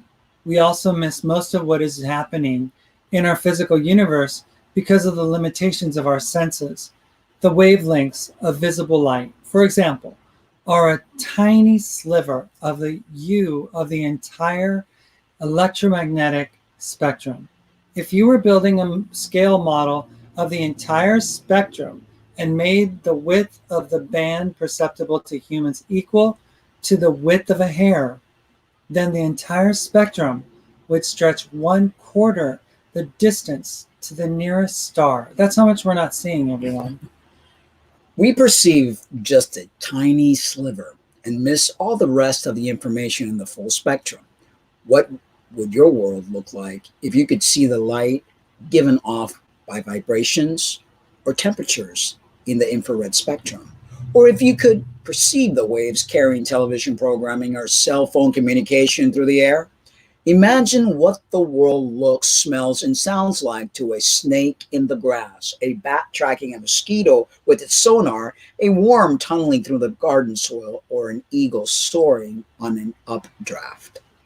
The quality and scope of the images collected and processed by their brains create a world in their minds that we would not recognize at all. What then is the real world? The worms? The eagles? Yours?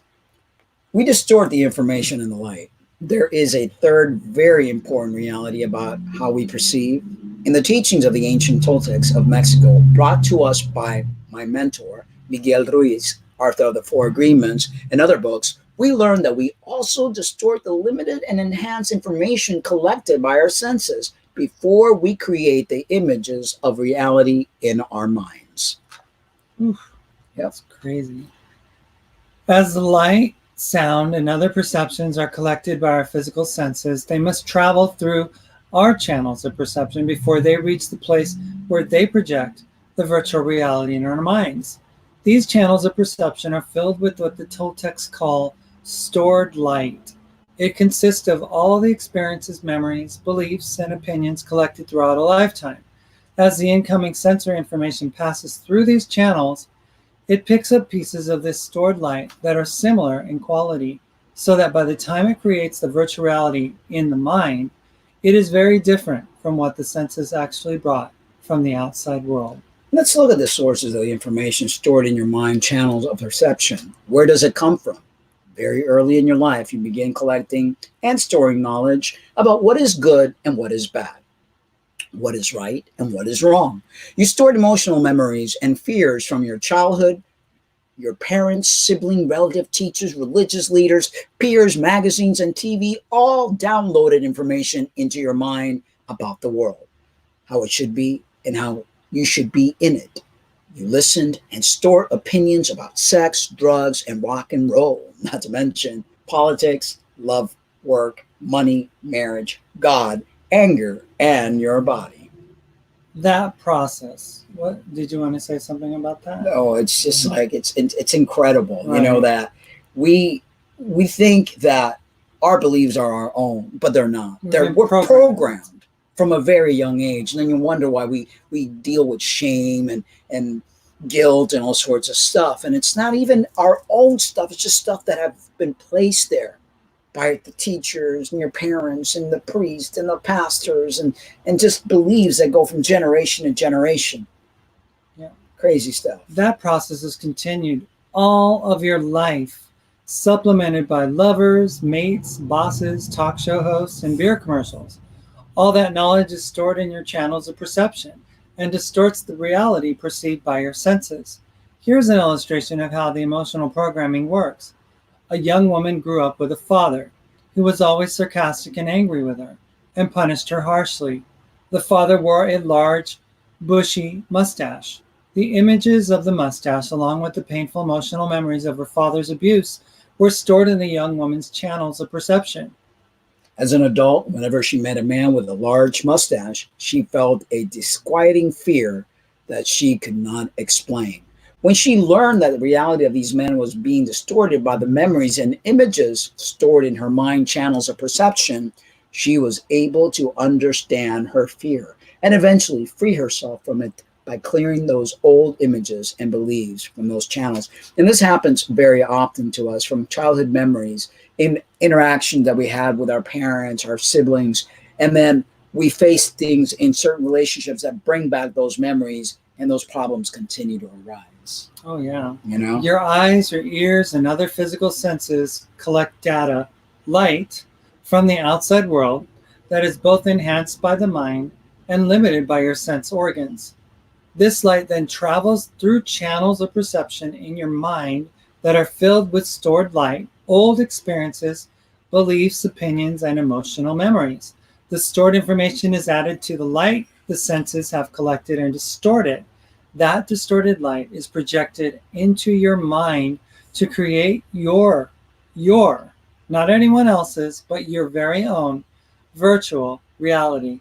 The best way to describe this little virtual reality in the human mind is to say that it is a dream. We are all dreaming. The dream reality is unique and personal to each person and does not exist anywhere in the outside world. Imagine that 5 people go to a party. The first is someone who knows and loves you from your childhood. This person meets a stranger at the party, strikes up a conversation, and tells him about her longtime friend, you. The next person who arrives at the party is your mother, and she meets that same stranger. Your mother tells him all about her wonderful or incomprehensible child. The stories are completely different, and the stranger believes that he has heard about 2 different people. Imagine that someone who's angry with you arrives, meets the stranger, tells him the angry story about you. The 4th person to arrive at the party is an ex-lover of yours, you know the one, who has a big story of his or her own to share with the stranger. Finally, you arrive at the party. You meet the stranger, share your story about yourself. The stranger believes he has heard about 5 different people. He has heard 5 different dreams of you, each true for the teller. Which story describes the real you? Is there a real you? What then is reality? That is so true. That is so true because, I mean, I get very much, you know. I can too. It's like, yeah. This reality that we live in. Yeah. People think that we're something else that we're not. Yeah. And they insist on telling others that we're this when we're not. Right. The freedom of awareness. Well, there is tremendous freedom in the awareness that you are dreaming. If you recognize that your dreaming reality is unique to you and you alone, you can be free of all conflict. That's what we are. Yeah, Free. you will no longer need to defend your point of view nor convince anyone that they are wrong about theirs. You will honor your beliefs and opinion as absolutely true, but true for you only. You will respect the beliefs of every other person, knowing that how they dream is the perfect expression of who they are and from whence they have come. This freedom is not easily won. The old dream is strong. It knows who's right and who is wrong, what is good and what is bad. You learned it long ago. It's embedded deeply into the recesses of your mind and shared by most of your culture. The various versions and nuances, often conflicting, are enforced and enhanced by every subculture to which you belong, consciously or unconsciously. People are rarely interested in hearing that their opinions and beliefs are not true, quote unquote, outside of their own minds. Imagine you are a member of a progressive ecology based political party, and you are invited to speak at a young Republicans rally in the Midwest. What would they think of your description of the political problems in this country? How would they receive your solutions for change and your ideas about progress? Well, probably not very well. Why? Because they already know what is true, and they would know you are wrong.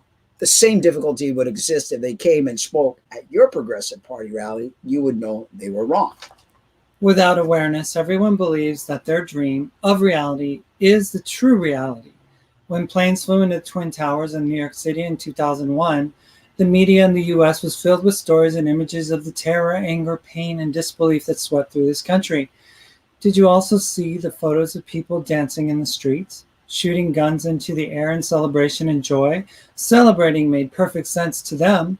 They were in a different part of the world, a different culture, and in a different dream about the US. If an infant human pops, in the world of the Palestinian side of the street, he is going to be taught a dream that believes the Israelis are a threat and deserves to be harmed. If that infant happens to enter the world of the Israel side of the street, he learns that the Palestinians are the enemy. Their learned dreams of what is true are so real to them both that they are willing to kill and be killed in defense of them. They will die to defend a virtual reality constructed of distorted information that has been programmed into their minds that has nothing to do with what is really out there. The Tutas or Tutsis and Hutus of African Rwanda lived together in peace for centuries. They shared a common language, custom, genetics, and religion. After World War I, the Belgian colonizers decided that the minority Tutsis were a superior race and issued ethnic identity cards to separate them from the Hutus. The Tutsis learned to dream their superiority and became harsh masters of the Hutus. When the limit of Hutus tolerance was reached in 1994, the Hutus slaughtered 1 million Tutsis and moderate Hutus in 100-day rampage. Chaos and death were the result of an outside dream enforced on peaceful people and believed by them. Do you remember that movie? It was an African American actor, and it was about the Rwandan, Oh, yes. genocide and stuff. It was, I forget the guy's name, but it was a very good movie. And the name is Hutus and Tutsis, I think it is. But they were like, taught to hate each other, and it destroyed 1 million people. Yeah, it's like how many people are taught to hate gays and lesbians and trans people.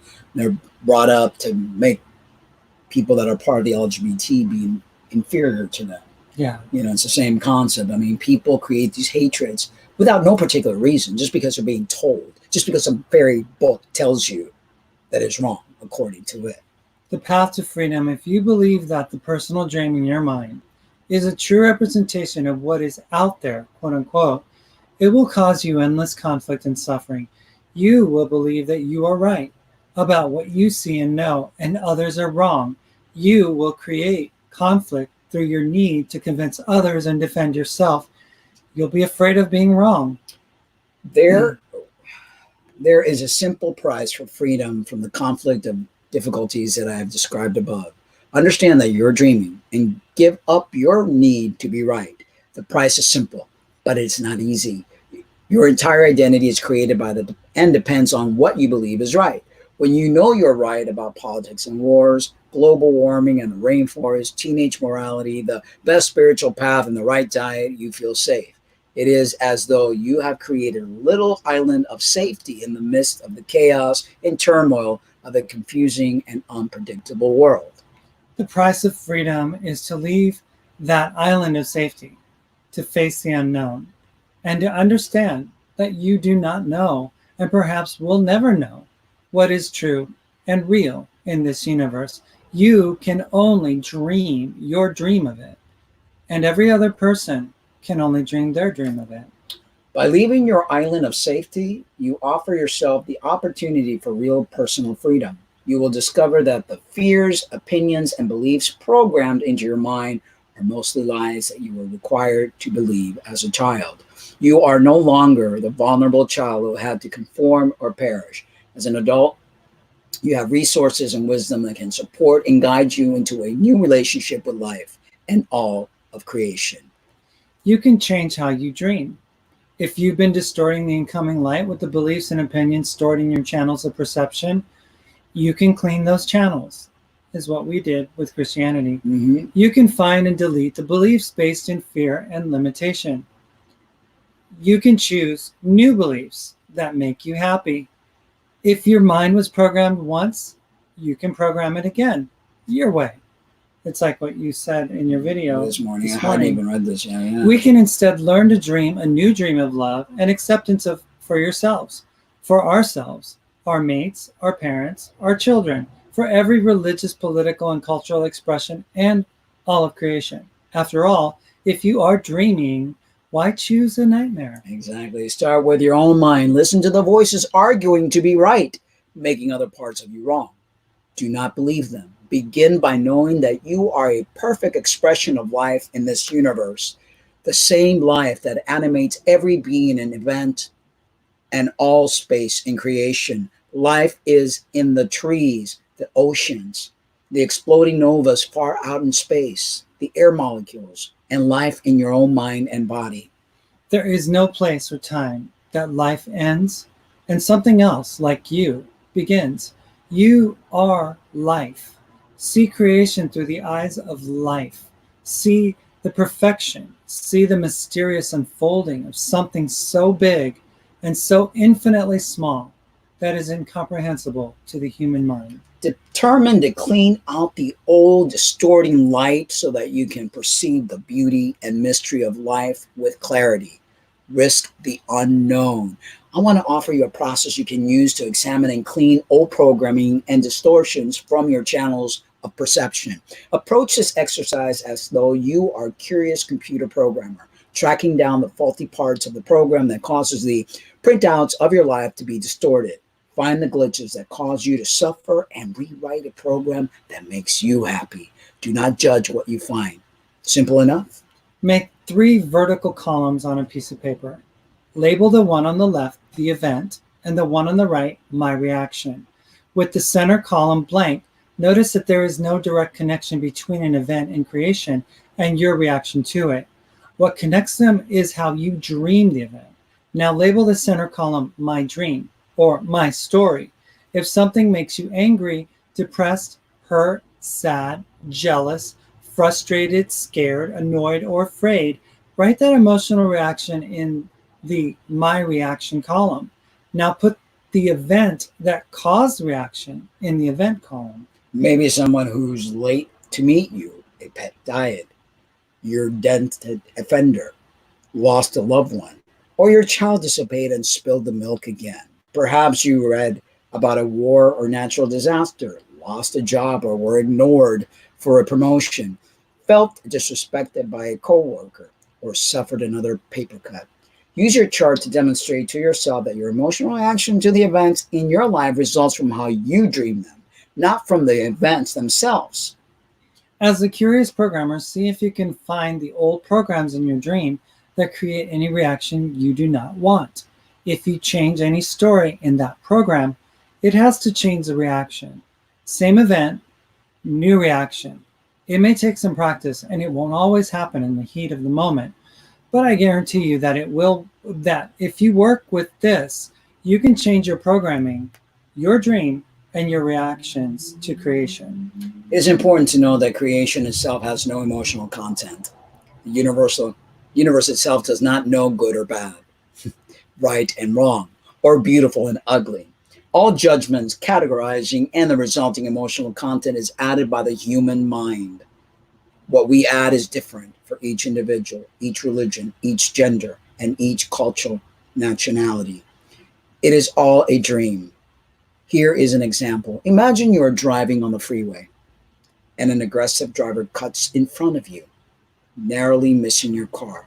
Perhaps you react with fear and anger. You yell at him, flash your lights, and maybe even tailgate him to teach him a lesson.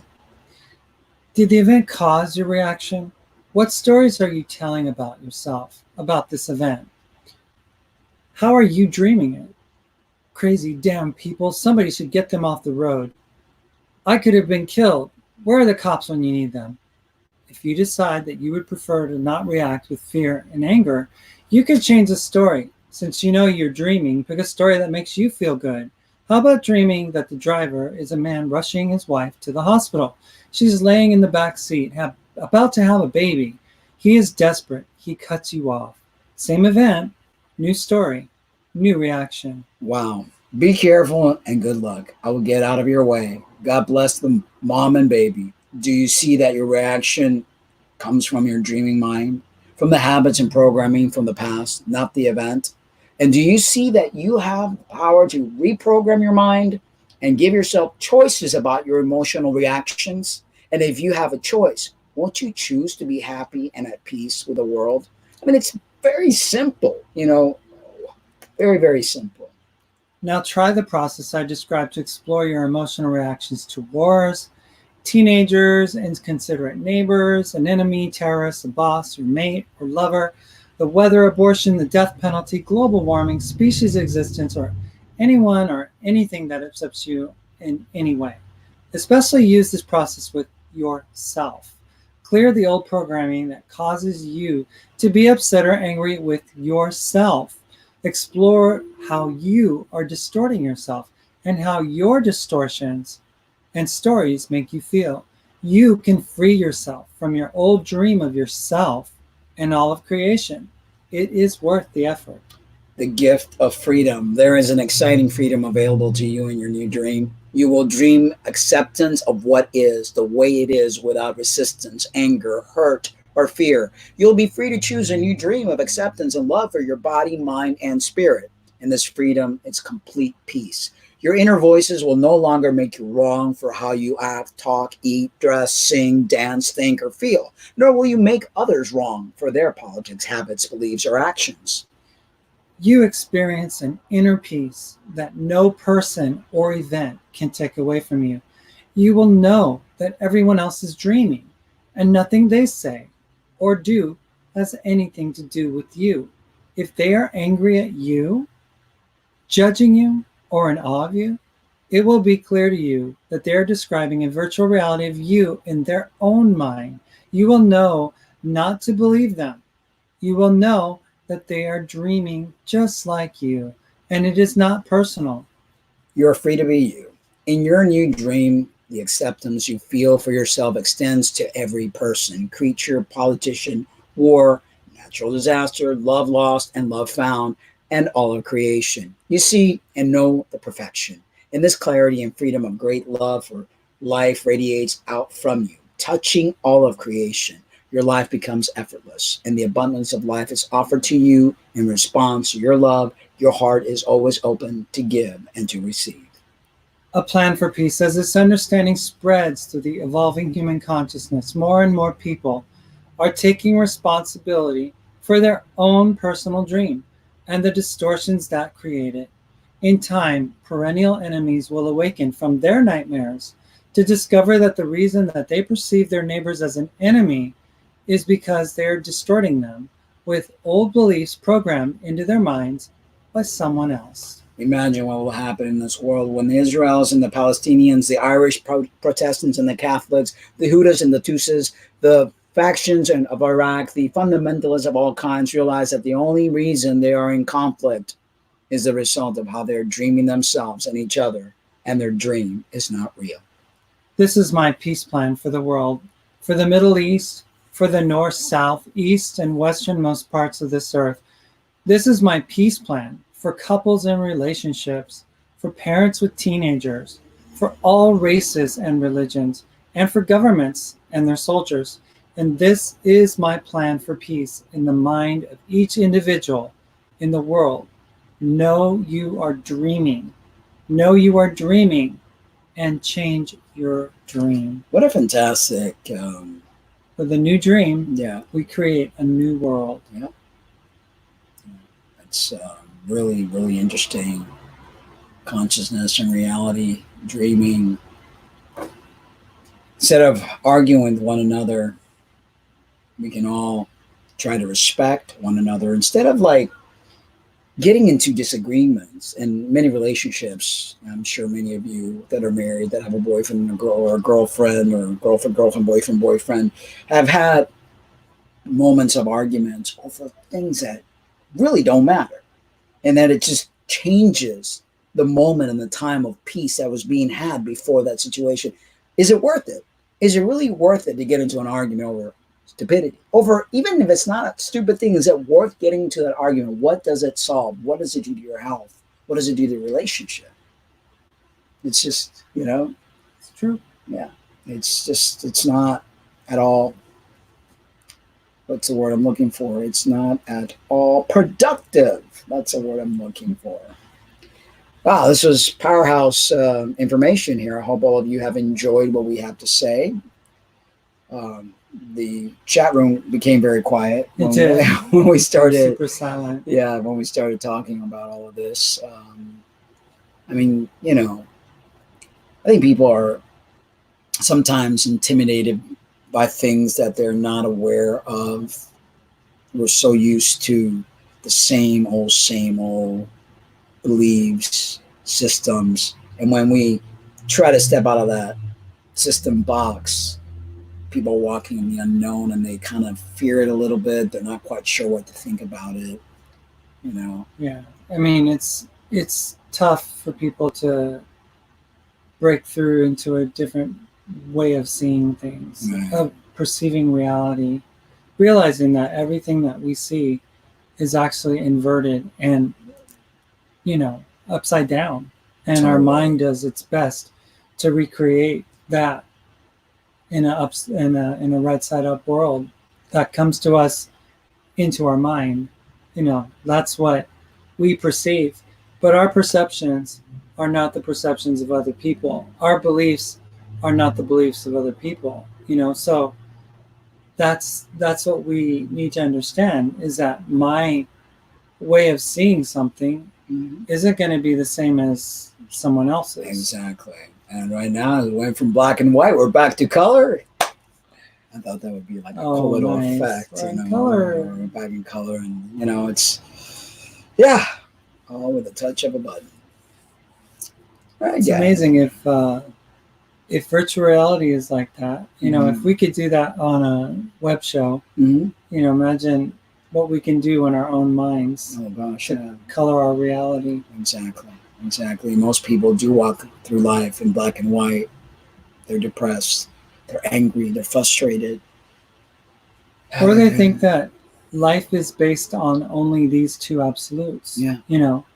I mean, it's like age-old stereotypical belief systems that have been ingrained into the minds of men and women across the world, be it Islam, be it Hinduism, be it Christianity, be it Catholicism, be it whatever religious system that is important to that particular culture. Right.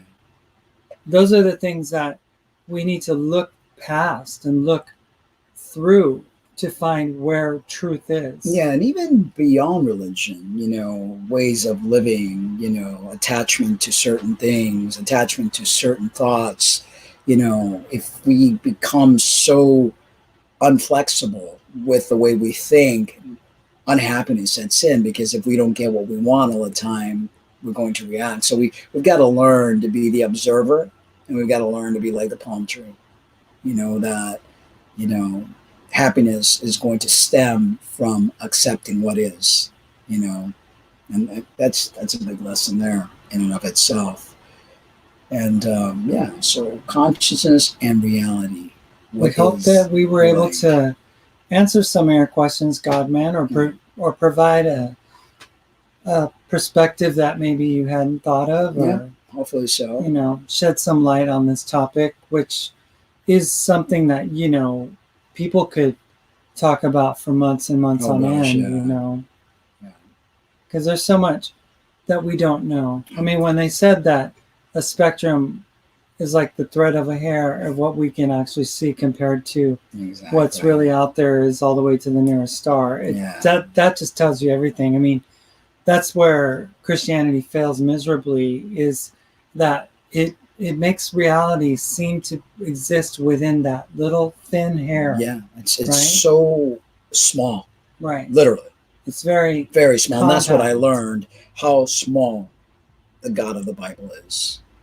Because I've been learning a lot of this esoteric stuff and shamanism stuff, and that always seemed very big, very infinite. When I started reading the Bible, I saw how finite it was, how limiting it was, how small the God of the Bible is, how pro-wrote, same words, people say the same thing, read the same scriptures to say the same. It's like a parrot. Well, it's like you're bound to this planet. We have a galaxy of universes out there, and we are literally bound to this planet. I remember when I was a child, I was told, don't think of anything about, because back then E.T. came out. Was it Third Encounter, whatever it was, the Steven Spielberg science fiction movies, and all that.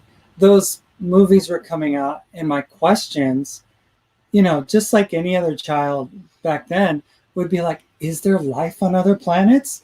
Well, the Bible doesn't say that there's any life, so I don't think it's important for us to even, entertain the thought, entertain the fact. And I'm like, yeah, but you didn't answer my question. It's so limiting. It is so freaking limiting and so barbaric to believe those things that were taught to people that didn't know how to read, they didn't know how to write. They're pretty much ignorant. We're not there. We have so much more advanced than we were back then, and we're still learning and we're still growing. I mean, all the stuff that we shared right here with you guys right now, that's powerful stuff. It is. That's powerful stuff that people could really lose themselves in trying to really research this further and really try to understand that there's more to life than meets the eye, that there's more to you than what you've been told you are. All right, I think we're pretty much summed it up, but thank you guys for tuning in. Thank you. I don't know if a lot of them are still around. It's we're all the way in the Pacific, and there are a lot of people are Easter Standard Time, and it's late. World Series is on, so maybe they're watching but I'm sure that people will probably, because this is a very interesting topic. It is. So if you guys have any other show requests, please send us your request to transitionradioshow@gmail.com. We will be bringing you more and more eye-opening, soul-bursting information.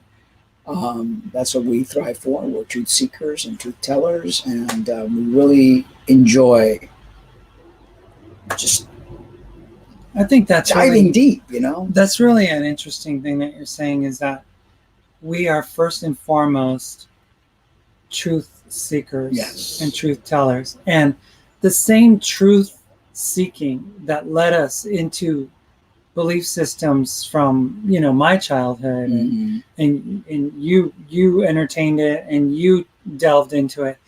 Those were the same truth seeking things that led us away from those belief systems, to really realize that those things weren't working and that they're not functional for not that we're trying to construct any God for our own serving purposes and stuff, but that we realize that the God box is just too small. Way too small. It's too small. Giving Yeah. yourself away to some deity and Yeah. serving it is just Exactly. too small. It takes It's limiting. away from your ability. And Susan said, deep and interesting. Thank you, Susan.